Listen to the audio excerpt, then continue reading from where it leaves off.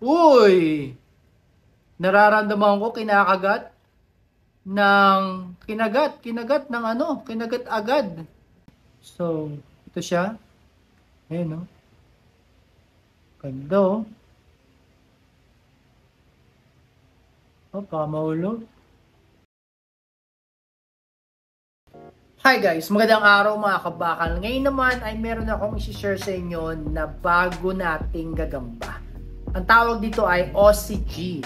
So, kasi laki rin siya ng Japan G, pero sabi nila mas lumalaki daw ito sa Japan G. Siyempre, nag-order tayo doon sa ating kaibigan na si Tech Ray. So, ito po yung kanyang Facebook. Kung gusto nyo mag-order ng mga Gs, puntahan nyo lang po. So ito mga kabakal, dumating na. So meron siyang binigay sa akin ng mga freebies. Binigyan niya ako ng paleta at saka ng feeders, pagkain ng mga gagamba. So buksan na natin. So pangalawang kuha ko na sa kanya to. Yung una, dalawang Japan G. Ngayon kasi meron siyang Aussie G. Mas maganda kasi yun. Mas mabalahibo. Mas matapang do yun. Pero kaya namang i-handle. Hindi naman siya katulad ng mga tarantula na talagang venomous. Ito naman ay parang mga gagamba. Mga nilalaban, yung mga pang-derby. Grabe naman.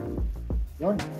Nabuksan na natin. Unahin natin yung kanyang paleta. Kasi wala tayong paleta. Nasira yung paleta natin. So, nakalagay dito. Tingnan natin yung kanyang paleta. Ayun, no? Ganda, ayos tong paleta niya. Nasira yung binigay niya sa atin. Putol eh. Ayan, no? So, dito ang ating magic wand para tayong si Harry Potter. Oh, ganda. Baka maputol. Ganda, grabe. Ganda ng paleta pa lang. Panalo na eh. Wait lang. Yun, no? Ito, paleta, oh. May libreng paleta. Ganda.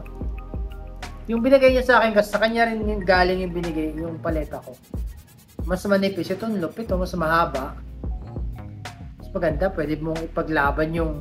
Sa paleta kasi mga kabakal, pwedeng dito mo na rin sa paleta paglabanin yung mga gagamba mo.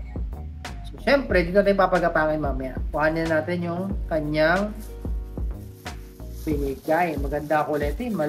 Kulay puti. Parang maabo-abong ash. Nakasil. Yan natin ito.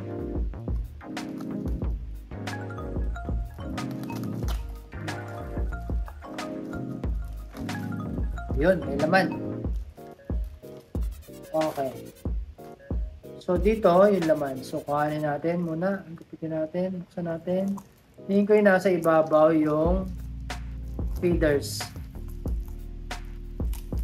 Lats. Alright. Pakita muna natin ang ating lats. Lats, ito yung mga ipis. Ipis. Iwasan yung makawala sa bahay ninyo. Pag nakawala sa bahay ninyo, marami na kayong ipis. So, ayan. Meron tayong lats. May ipis. May naman, ito na. Maganda. So, bata pa to. Ganda na yung itsura niya.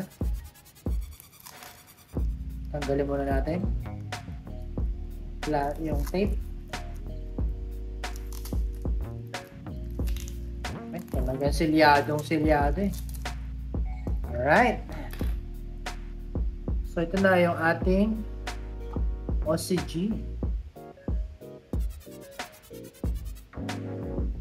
So, ito siya. Ayan, no? Ganda, oh.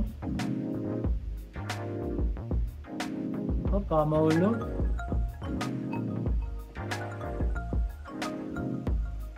Oh, medyas. Dininyagan ang kamay ko, medyas. So, ito siya. Kapangin. So, maganda siya. Maganda yung kulay niya. Kita nyo? Ang kulay niya, ganda. Pula yung kamay niya. Ayan, kulay-pula yung kamay.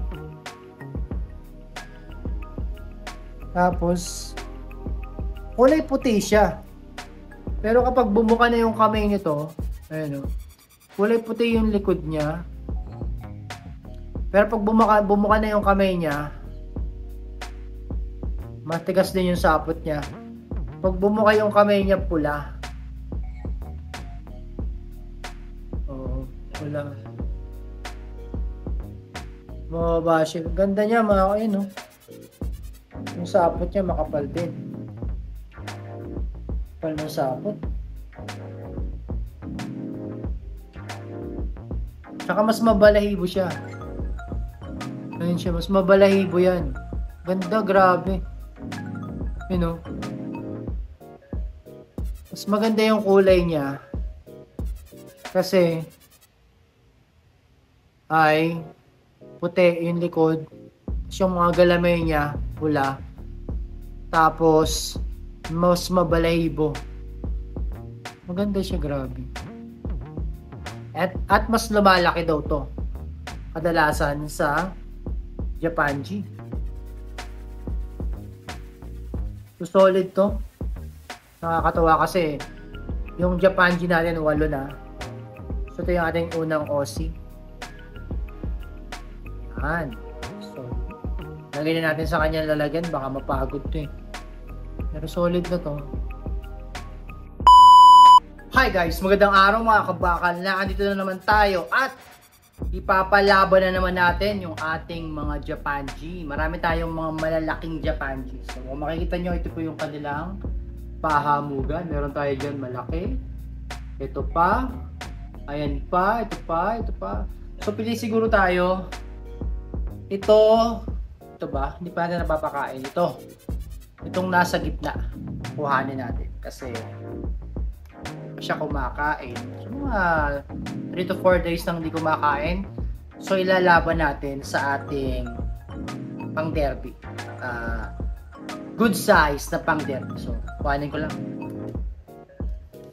Okay, nalabasan natin yung ating Japanji. So, ito ang papakainin natin at ilalaban natin sa ating good size na pang derby. So, titingnan natin kung magaling bang lumaban ito kasi yung iba gusto lang kumain eh. Ayaw nilang lumaban. So, try natin. Kuha tayo ng pang derby. Tumae. Bastos ka. O medyas. So, meron tayo itong good size na pang derby. Lagay na natin. Ayan. Kulay pula. Uy! Nararamdaman ko kinagat ng ano? Kinagat agad ng Japanji. So, kung makikita nyo dito, kinagat ng Japanji yung pang derby natin. Ayun, ayaw na bitawan. Ayun sila. Kagat-kagat niya lang, oh. Grabe, parang sa lagubang sa laki, no? Kinagat agad. So, yun. Sinasaputan na niya. Parang sa lagubang. Gutom na eh. Gutom kasi. Gutom to dahil, ayun. Sinubukan pang pumiglas. Kasi nga pang derby yan. Wala, kagat-kagat na siya eh. Iba talaga mga kabakal Iba talaga kapag gutom yung gagambang Japan. Parang wala nang usap-usap. Ayan, no? Wala nang usap-usap. Pag deads ka na talaga. Ayun, kagat-kagat niya. Grabe naman, ang bilis naman ng laban na yun. Ayun, no, sinasaputan na niya. Pero lumalaban pa yata yung pang derby. Pero kagat-kagat na niya. Ayaw niyang bitawan eh. Ayaw niyang bitawan kasi gutom daw siya. Nagulat naman ako doon, sinakmal agad.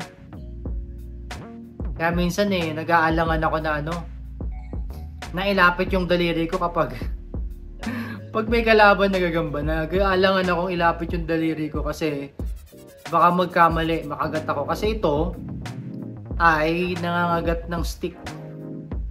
So ngayon, yan, delikado. Okay, lagay na natin.